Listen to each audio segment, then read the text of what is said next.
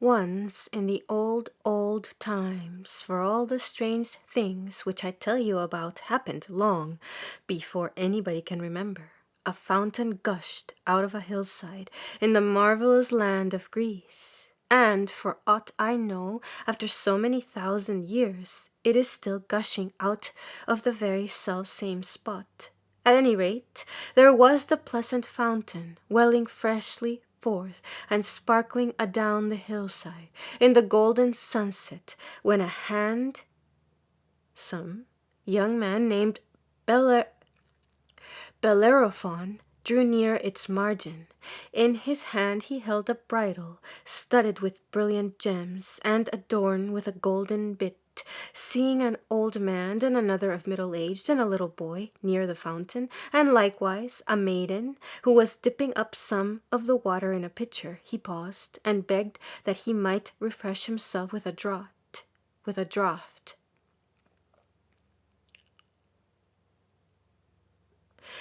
"This is very delicious water," he said to the maiden as he rinsed and filled her pitcher after drinking out of it. "Will you be kind enough to tell me whether the fountain has any name?" "Yes, it is called the Fountain of Pyrenees."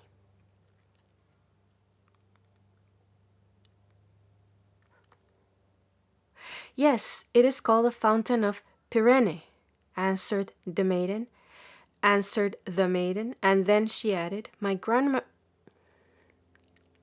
"Yes, it is called the Fountain of Pyrenees," answered the maiden, and then she added, "My grandmother has told me that this clear fountain was once a beautiful woman, and when her son was killed by the arrows of the huntress Diana, she melted all away into tears. And so the water, which you find so cool and sweet, is the sorrow of that poor mother's heart."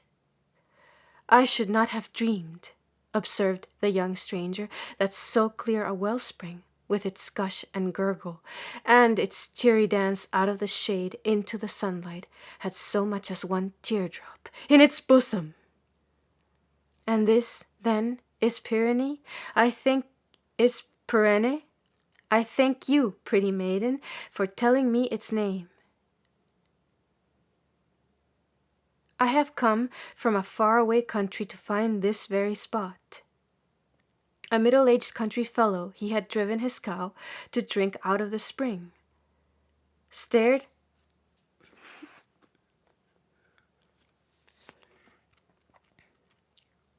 a middle-aged country fellow, he had driven his cow to drink out of the spring, stared hard at young Bellerophon and at the handsome bridle which he carried in his hand.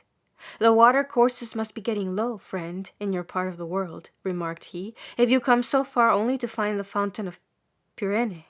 But pray, have you lost a horse? I see you carry the bridle in your hand, and a very pretty one it is, with that double row of bright stones upon it. If the horse was as fine as the bridle, you are much to be pitied for losing him." "I have lost no horse," said Bellerophon with a smile, "but I happen to be seeking a very famous one, which, as wise people have informed me, must be found hereabouts, if anywhere. Do you know whether the winged horse Pegasus still haunts the Fountain of Pyrenees, as he used to when in your forefathers' day?" But then the country fellow laughed. "Some of you, my little friends, have probably heard that this Pegasus was a snow-white steed,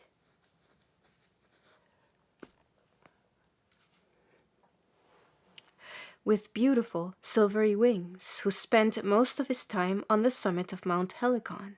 He was as wild and as swift and as buoyant in his flight through the air as any eagle that ever soared into the clouds. There was nothing else like him in the world. He had no mate. He never had been backed or bridled by a master, and for many a long year he led a solitary and a happy life. Oh, how fine a thing it is to be a winged horse, sleeping at night as he did on a lofty mountain top, and passing the greater part of the day in the air. Pegasus seemed hardly to be a creature of the earth.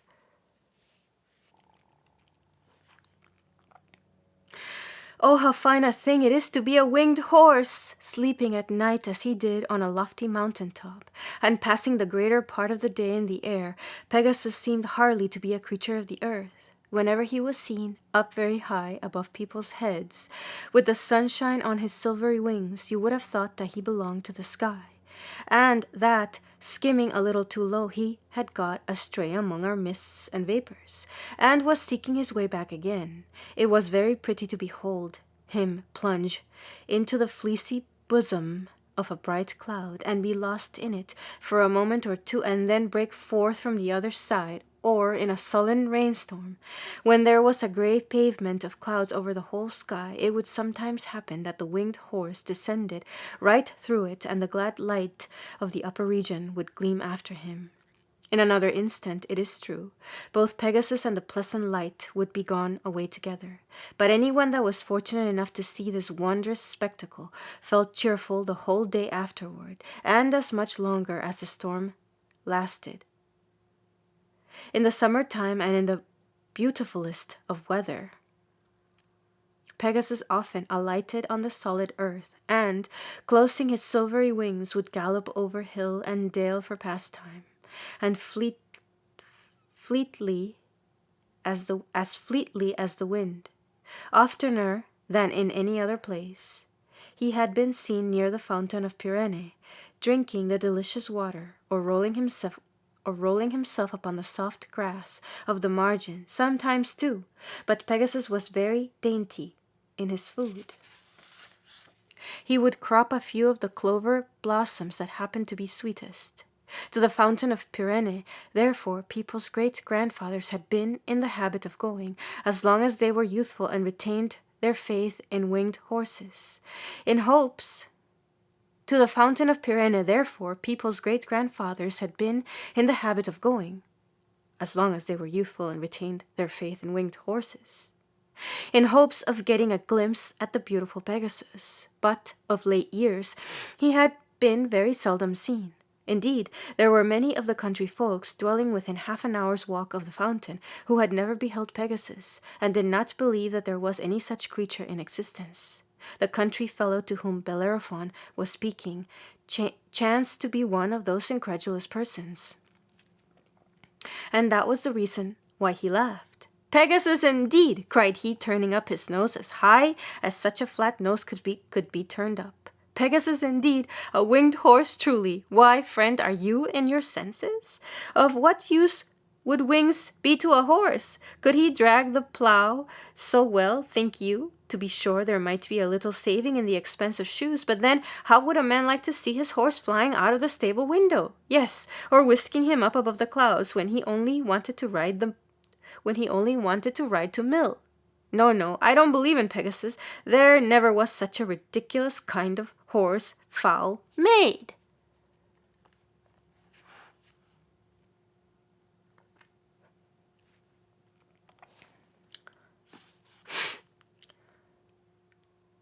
"I have some reason to think otherwise," said Bellerophon quietly, and then he turned to an old grey man who was leaning on a staff, and listening very attentively with his head stretched forward. And then he turned to an old grey man who was leaning on a staff and listening very attentively with his head stretched forward and one hand at his ear, because for the last 20 years he had been getting rather deaf. "And what say you, venerable sir?" inquired he. "In your younger days I should imagine you must frequently have seen the winged steed." "Ah, young stranger, my memory is very poor," said the aged man. When I was a lad, if I remember rightly, I used to believe there was such a horse, and so did everybody else. But nowadays I hardly know what to think, and very seldom think about the winged horse at all. If I ever saw the creature, it was a long, long while ago, and to tell you the truth, I doubt whether I ever did see him. One day, to be sure, when I was quite a youth, I remember seeing some hoof tramps round about the brink of the fountain. Pegasus might have made those hoof marks, and so might some other horse." "And have you never seen him, my fair maiden?" asked Bellerophon of the girl who stood with the pitcher on her head. while this talk went on. "You certainly could see Pegasus, if anybody can, for your eyes are very bright." "Once I thought I saw him," replied the maiden, with a smile.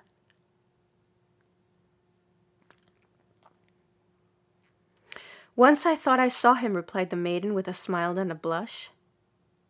"It was either Pegasus or a... Once I thought I saw him," replied the maiden, with a smile and a blush. "It was either Pegasus or a large white bird, a very great way up in the air. And one other time, as I was coming to the fountain with my pitcher, I heard a neigh, oh, such a brisk and melodious neigh as that was. My very heart leaped with delight at the sound, but it startled me nevertheless, so that I ran home without filling my pitcher."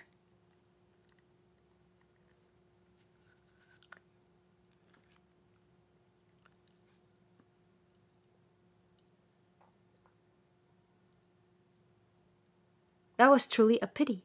That was truly a pity," said Bellerophon, as he turned to the child whom I mentioned at the beginning of the story, and who was gazing at him, as children are apt to gaze at strangers, with his rosy mouth wide open. "Well, my little fellow," cried Bellerophon, playfully pulling one of his curls, "I suppose you have often seen the winged horse." "That I have," answered the child very readily. "I saw him yesterday and many times before." "You are a fine little man," said Bellerophon, drawing the child closer to him. Come, tell me about it. "Why," replied the child, "I often come here to sail little boats in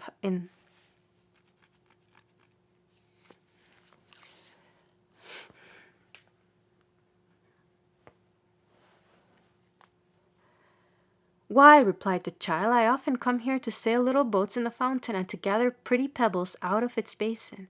And sometimes when I look down into the water, I see the image of the winged horse in the picture of the sky that is there. I wish he would come down and take me on his back, and let me ride him up to the moon. But if I so much as stir to look at him, he flies far away out of sight." And Bellerophon put his faith in the child, who had seen the image of Pegasus in the water, and in the maiden who had heard him neigh so melodiously, rather than in the middle-aged clown who believed only in cart-horses, or in the old man who had forgotten the beautiful things of his youth.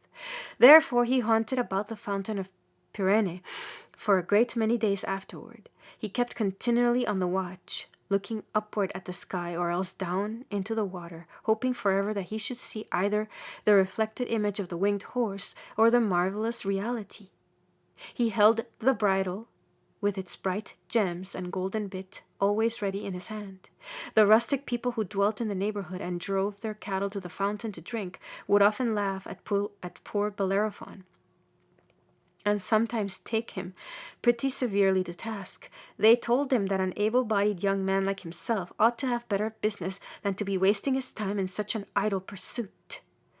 They offered to sell him a horse if he wanted one, and when Bellerophon declined the purchase, they tried to drive a bargain with him for his fine bridle.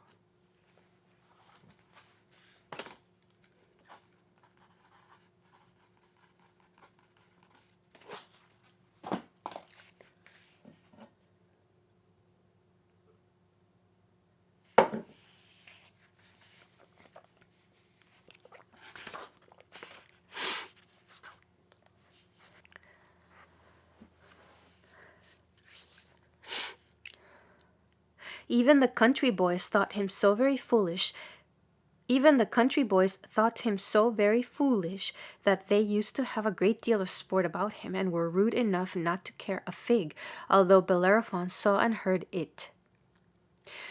One little urchin, for example, would play Pegasus and cut the oddest imaginable capers by way of flying, while one of his schoolfellows would scamper after him, holding forth a twist of bulrushes, which was intended to represent Bellerophon's ornamental bridle. But the gentle child who had seen the picture of Pegasus in the water comforted the young stranger more than all the naughty boys could torment him. The dear little fellow in his play hours often sat down beside him, and, without speaking a word, would look down into the fountain and up toward the sky, with so innocent a faith that Bellerophon could not help feeling encouraged.